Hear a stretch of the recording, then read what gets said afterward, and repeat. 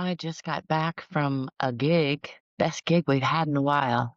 And I wanted to talk about something that's on my mind while it's fresh up here. I've been really struggling lately with depression, with isolation, with feeling, with a lot of negative feelings, a lot of negative thoughts. And I've been diving down some rabbit holes about ADHD and autism for a few years now. Actually, I have a degree in special education. I went down some rabbit holes about neurodivergence 25 years ago, and I knew then that I've been neurodivergent.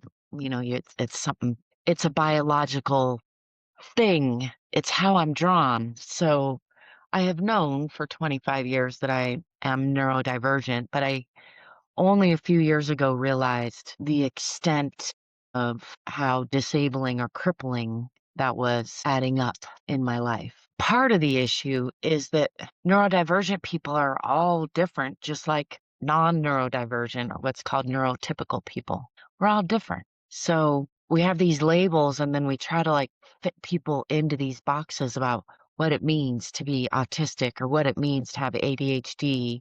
And sometimes it can be harmful to have these labels. There's this emphasis on the disability, the disabling part. Anyway, I have been suffering from, turns out, a lot of what I would now define as traits of being neurodivergent.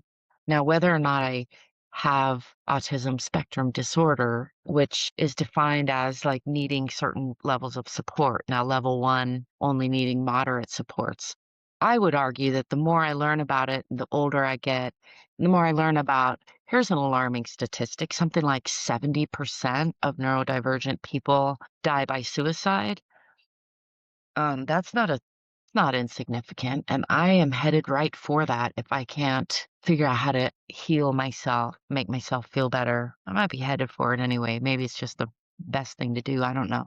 In the end, but to be clear, I don't want to kill myself anytime soon. I have done a lot of healing already, and it's just clear to me that society sort of just expects people, especially with what's defined as having mild disability, to just, I'm not sure what, disappear quietly somehow. Because this whole idea that there aren't any supports needed is both true and total bullshit. So let me try to unpack that a little bit. It's true because there are certainly people with the level 2 and level 3 autism spectrum disorder and more severe ADHD to the point where, I'm thinking there's always this nature nurture part. So it's, in my mind, impossible to separate. But certainly there is a type of neurological system that is being explored and more understood that I think at least 25% of humans have, and maybe 50%. And this is where it gets tricky because it's like, well, is that really divergent? That said, I do think that I am more severely impaired by my neurodivergence than I used to think. One of the things that I recently was hearing about and thinking about is another one of those Ds. It's actually not in the DSM-5, I don't think, but it is a defined disorder that's sort of, maybe can we say, gaining popularity in its people understanding it, and that is RSD. Stands for, oh, I don't know what it stands for. The S and the D are sensitivity disorder.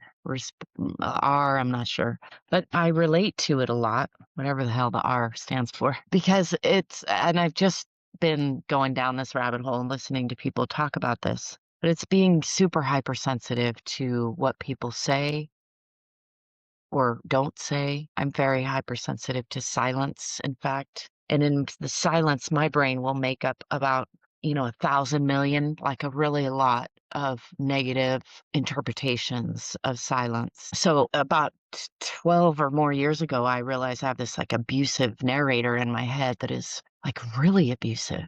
The key statement that I said to a friend during this epiphany era of that aspect of my brain was that I was having trouble sleeping, which I have most of my life, and I said that I would tell my brain, "Shut up, brain, or I'll stab you with an ice pick." And my friend pointed out, like, gosh, that's pretty violent. Maybe, or he said, maybe you could shoot it with a Nerf gun. And I thought that was kind of funny, but it actually was the start of me shifting my internal narration and starting to really notice how detrimental my internal narration had become. Probably has been my whole life, but it's certainly gotten worse as I've aged. And unfortunately, 12 years ago or so, whenever that was that I had that epiphany, I set about changing my mindset, becoming more aware of it. I thought I could just change my thinking. And it's been 12 years and I'm still struggling with it.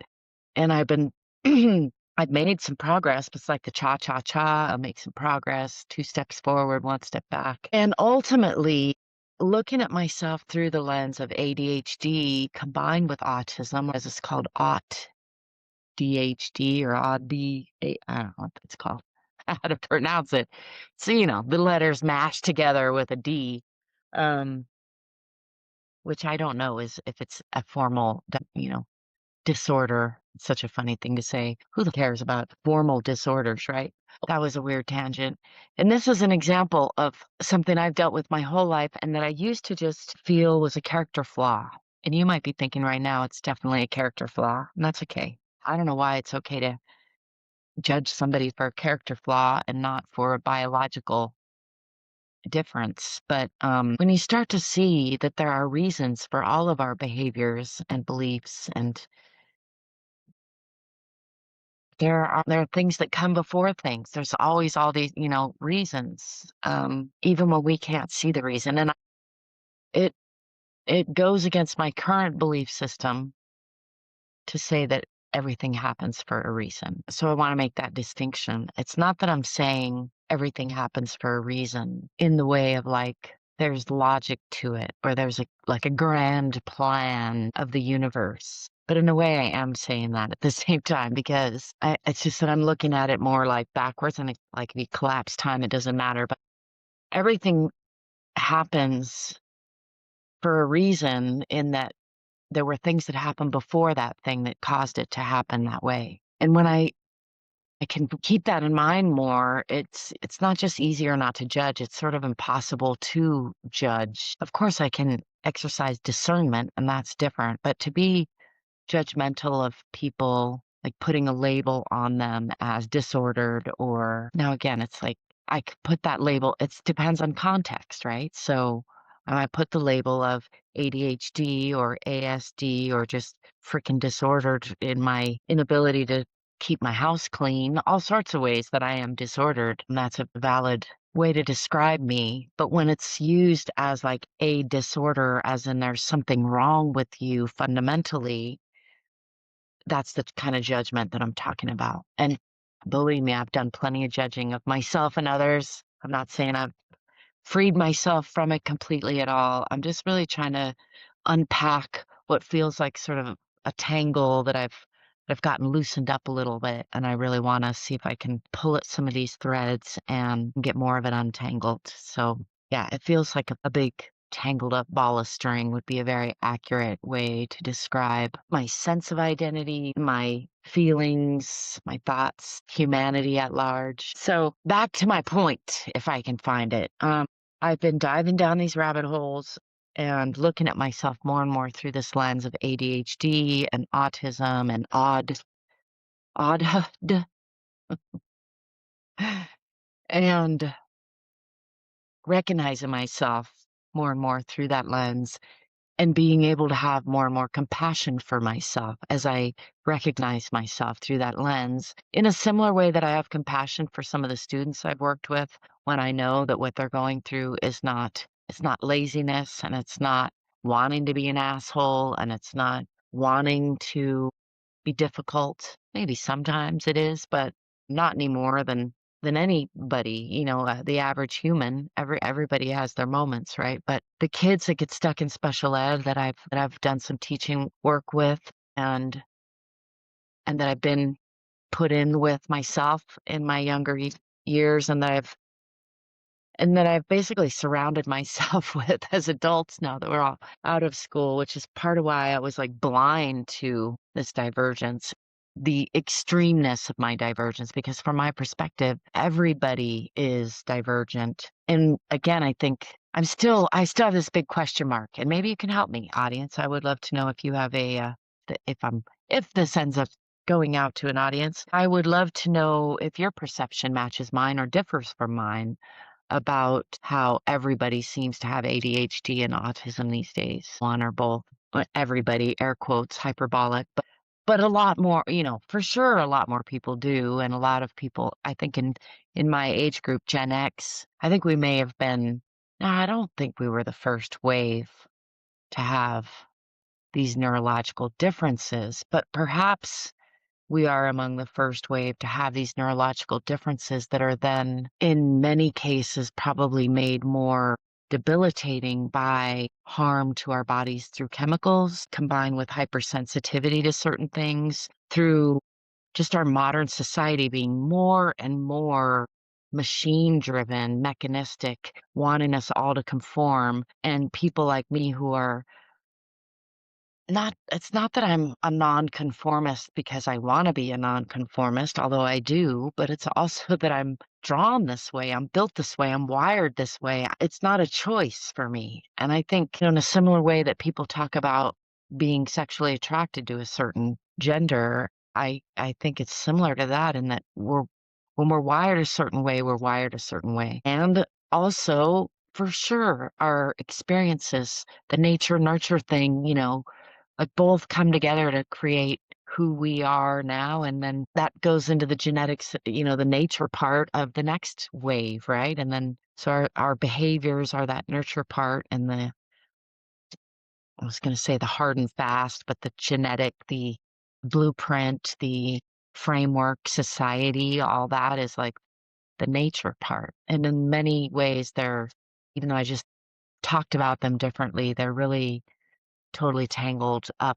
It's hard to say where one begins and the other ends. And so when I look at myself and others through that lens, not only do I see on the one hand that everybody is kind of like that and we're all different, we all have some of these traits, but I also see that some of us, and in particular, I can speak about me because I've lived my life inside my body from my perspective. I've had an exceptional number of struggles with this. I have 2 master's degrees and I'm unemployed. Like, I have a hard time earning a living. I've been raped multiple times. I've been incarcerated multiple times. I've had multiple abortions. I've had my heart broken in like just devastating ways multiple times. I think I'm hypersensitive to some things that some people wouldn't find a big deal. And then in other cases, things that other people find to be a big deal aren't that big a deal to me. So when I look at myself through that lens, I'm a very typical person with ADHD and a very typical person with autism. And in a way, the two have helped mask each other. And one might even say cancel each other out in my ability to deal with the external world, humanity. But in other ways, by ignoring it, by denying it, by not knowing about it, really. It wasn't even that I was trying to ignore or deny it. Although I do think that in my family, there's a tendency to, I shouldn't just say, not in my family, it's in all families. In humanity, generally, we have a tendency to downplay disability for good reason. It's makes more sense to focus on the positives most of the time.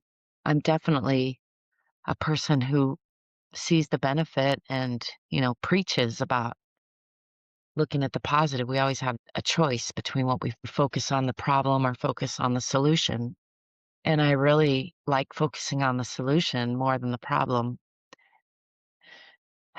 But, and also, I can see how by denying aspects of the problem in my life, the problems in my life, I got like 99 plus 901,000 problems in ADHD and autism are probably like a lot of them.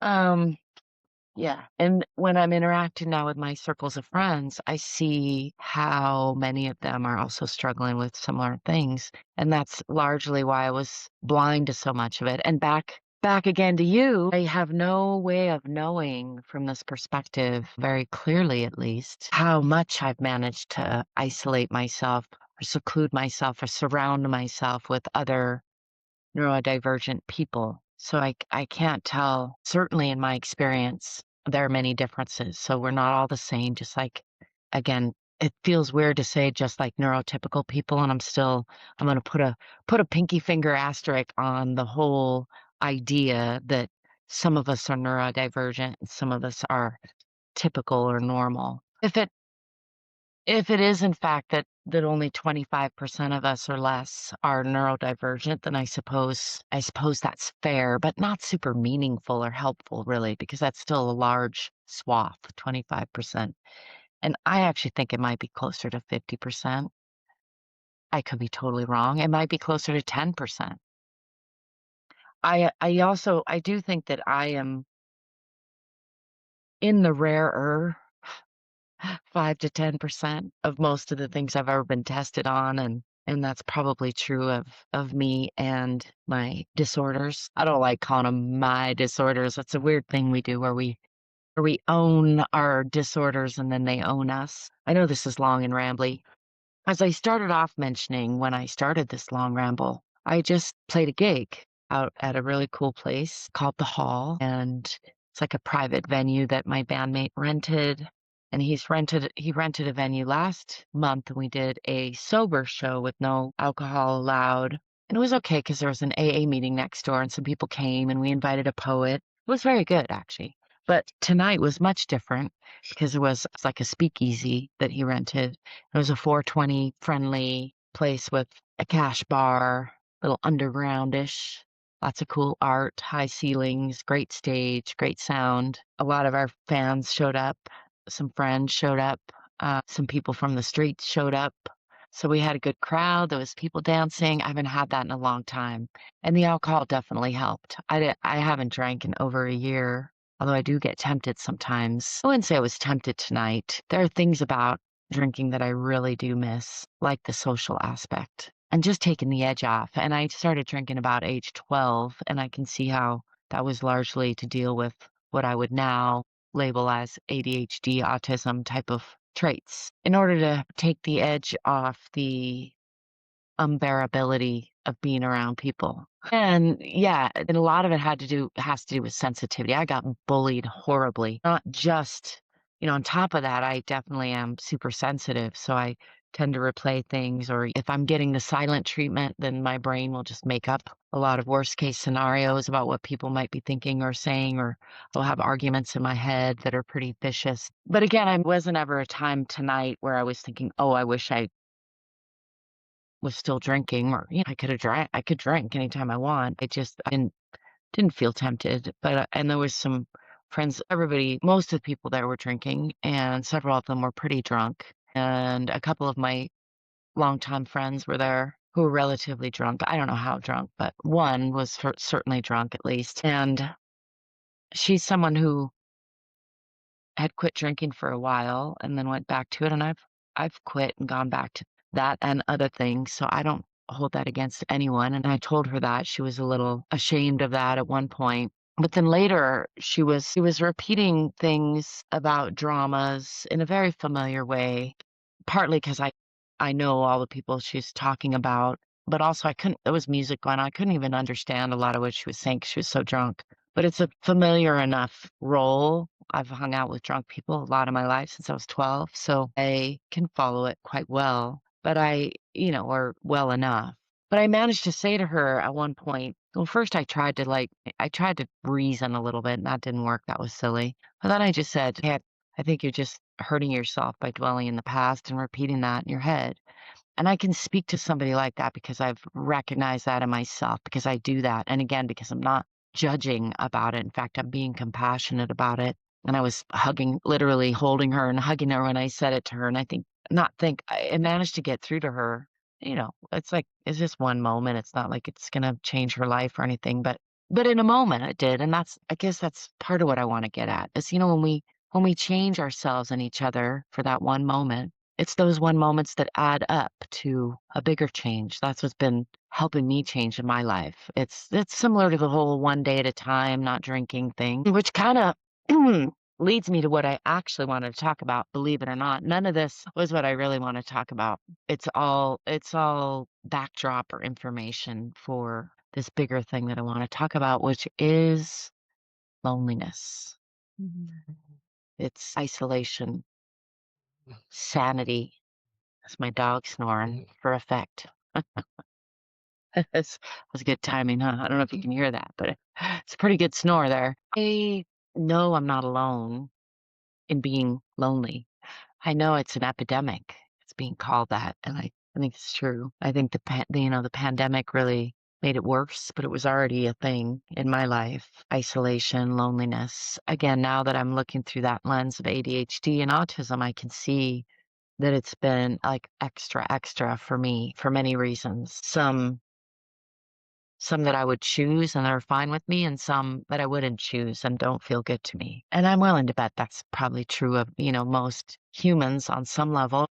Nonetheless, the profound loneliness that I've been struggling with is made much worse by spending a lot of time by myself. Part of why I make videos is it helps me to I do a lot of writing and I do a lot of talking to imaginary people out there in the world. But tonight's gig reminded me of how healing it is to be around people, even if they're drinking and you're not, even if it's, like there's a lot of evens. It's a lot of imperfections that humans have and that still are worthwhile to experience and that help keep us sane around each other because that experience, just the few hours that I just spent with a group of humans, some I know and some I don't, humaning together. It helped that I'm the lead singer in a rock and roll band, which feels good, and we had a good gig, and so it wasn't flawless, but it was good, and I enjoy singing. Played okay. I have having a nerve issue with one of my hands, so that's been a little scary.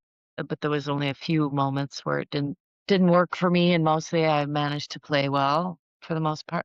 For me, I'm not the greatest player. I sing better than I play, but I enjoy playing and singing with band. And it's a very humaning thing. And when we had drunk people, as we had tonight, drunk people dancing, it adds an element. There's an energy in the room that many people have described. So I won't go too much into, but we're co-regulating.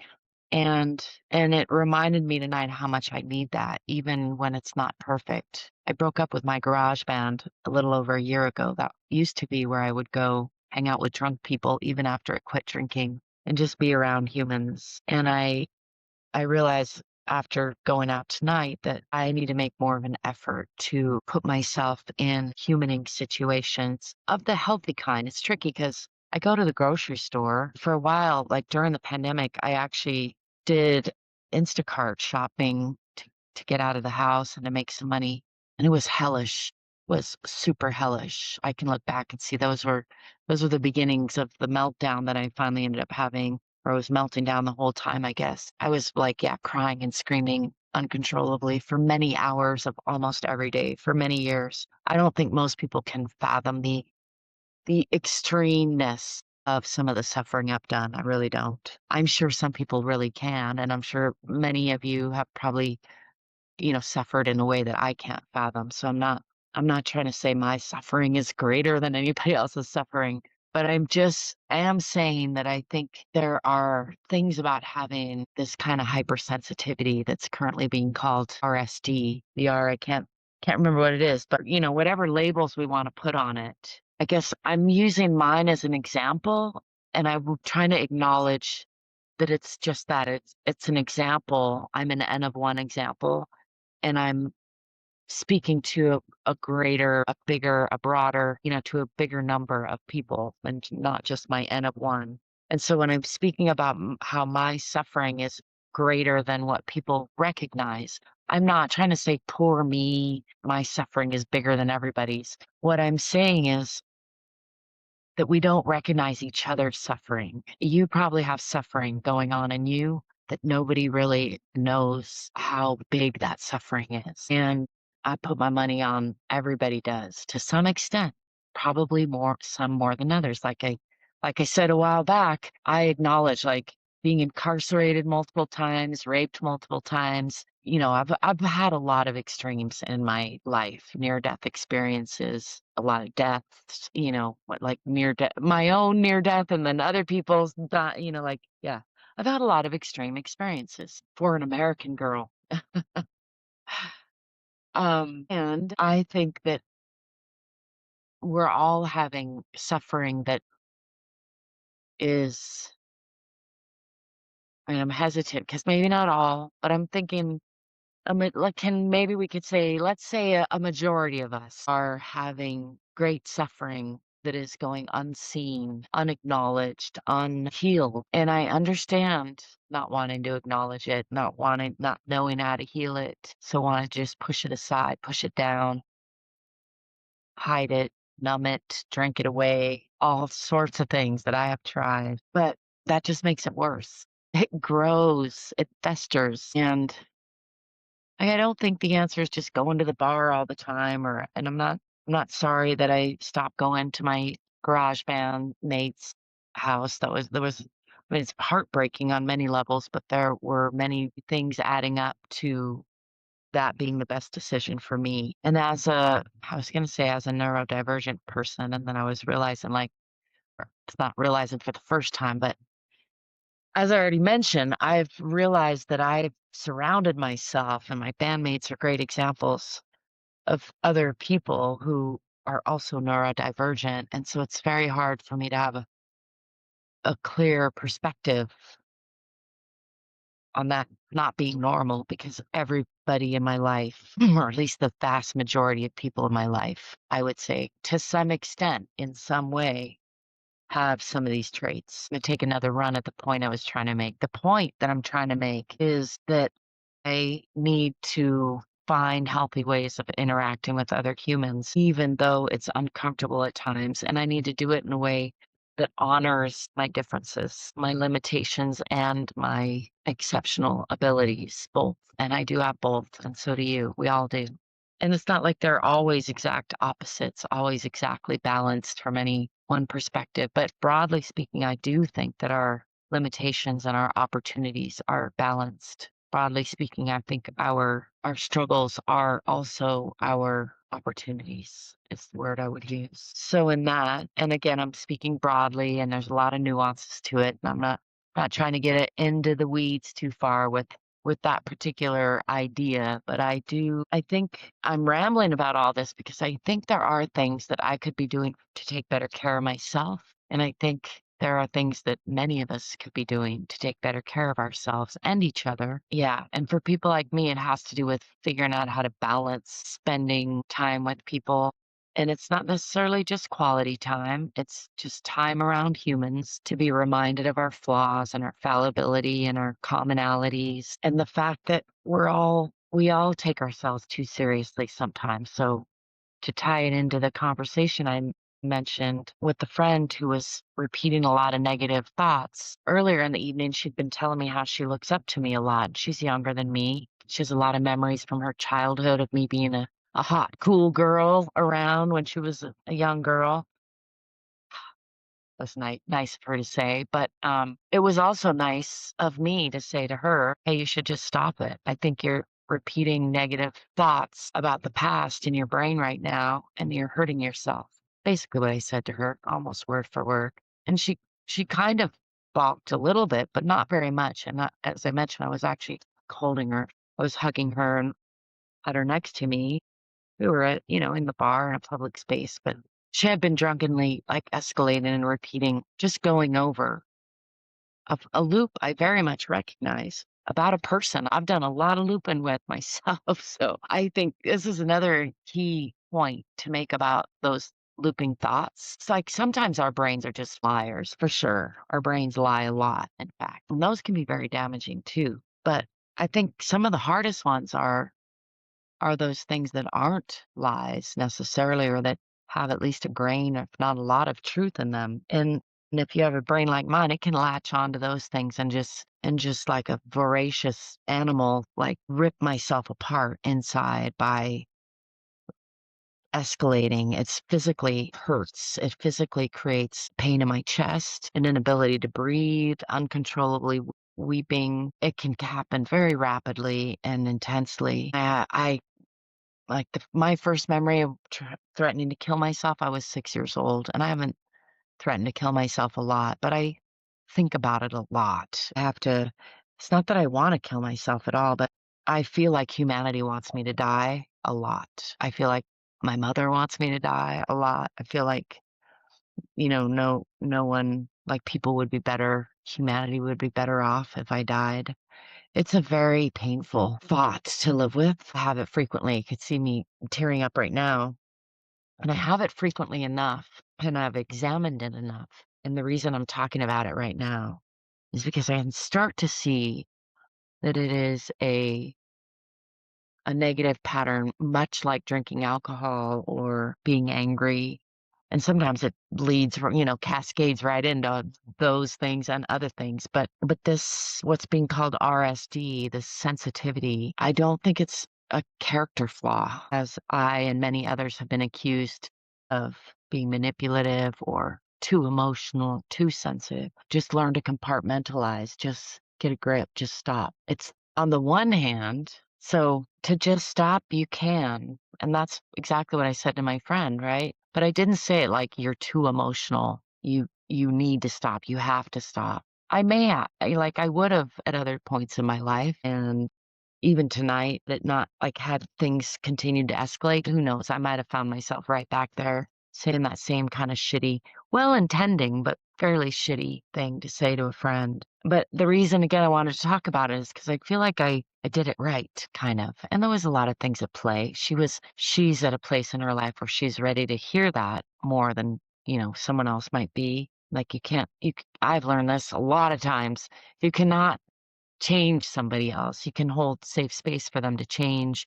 You can let them know you care about them, but you can't force somebody to change, and you can't change for them. It's just not the way it works. But I lovingly, after listening for quite a while and being supportive, but also not able to hear a lot, and it was a lot of drunken rambling, but interjected a few times, let her know that I was following her, which I know is more than some people would do for drunken ramble, but I am well practiced. But then I said the thing that I mentioned earlier about hurting herself with her own negative thoughts and repeating the past. And I said it from a place of compassion and understanding because I fucking get it because I do that. I've done it and I'll probably do it again. But in every time we stop, we break that pattern. We're able to realize, which I'm so proud of her because she was able to pause. And within like a minute, I could see, there was other people there. We were kind of talking.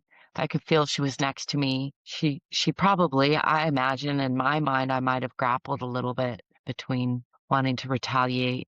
But again, I think she's been doing her own level of work and she respects me as someone she looks up to. And so in that moment, when I said that, she was able to hear it and she was able to stop her mind and say, thank you for snapping me out of that negative thinking loop. You're right. I know I was just hurting myself. And that's all it takes. Isn't that beautiful? Like those moments are how healing happens. It was very healing for me and for her. And now will it solve everything? No, like we're still going to probably suffer a lot. And she may very well probably is still going to struggle with her alcoholism and, probably going to loop around that one friend that her and I both have that we tend to loop around. I've called this particular friend, not the one I was just talking to, but the other friend that she was ranting about and that I have found myself looping about as well, has been a Shenpa to me. I may be mispronouncing that, but it took me a long time to appreciate what a Shenpa is. I'm going to just go with the mispronunciation. Well, the first time I ran into the idea was I think I was thinking about a married couple I know, my brother and his wife actually, who were sort of doing this common married couple bickering thing with a lot of, not with hate or, not that dangerous kind that where you're like, oh, there's a lot of animosity there. Not that, but just this constant little like bickering and I first I thought, why would people get married and do that? So many people do. And then I came across this idea of the Shenpa, and I realized that my friend at the time, who's been like a sister to me throughout my life, has been a Shenpa to me. I mean, I think we could all be that to each other at different times and contexts, but often a person who is very close to you, who is a partner or a friend or a child or could be a pet. But the point is somebody who causes your brain to loop like that and like bugs you, gets under your skin and creates an opportunity to step outside of that loop. It's like the loop gets so bad, the suffering gets so terrible. Like even if it was just from the outside, to take the example I've been talking about with the friend who I had my arm around, talking about it, me trying a couple times to get her to change the subject or get out of it, and then not working.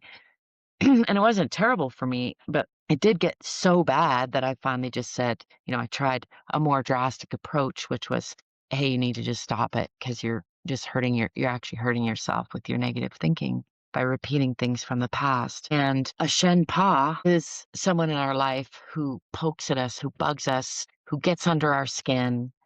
And if we don't learn to rise above that, then we can live our whole lives just being irritated, going like, it's your fault, which so many humans seem perfectly happy to do. And I have done plenty of.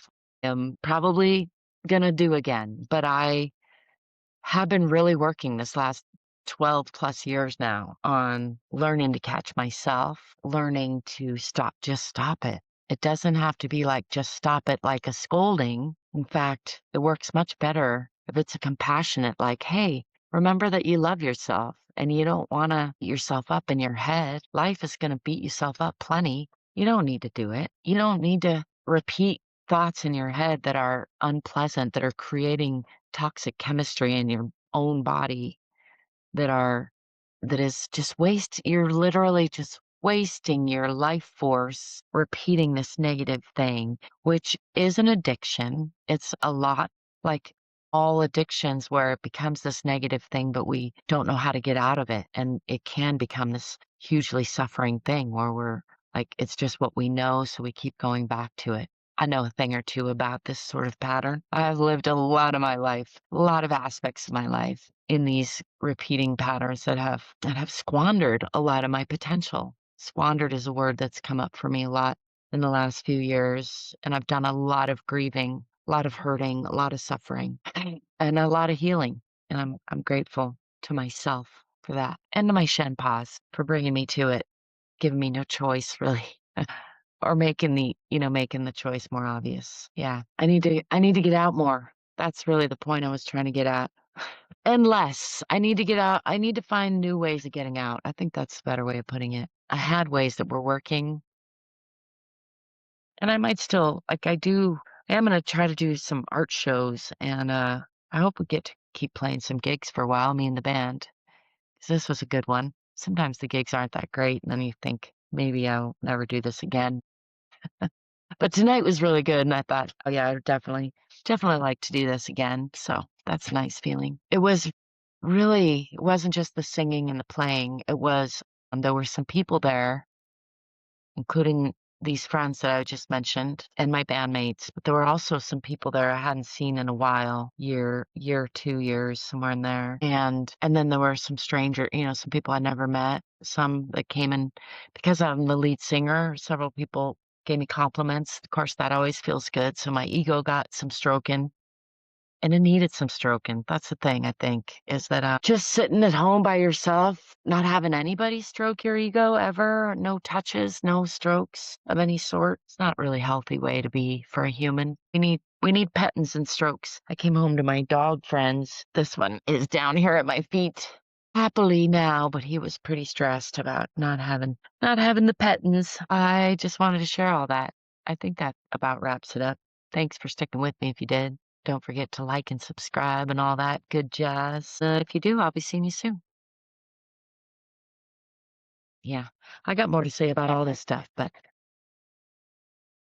that feels like a good place to pause for this evening. So, ciao for now. Bye.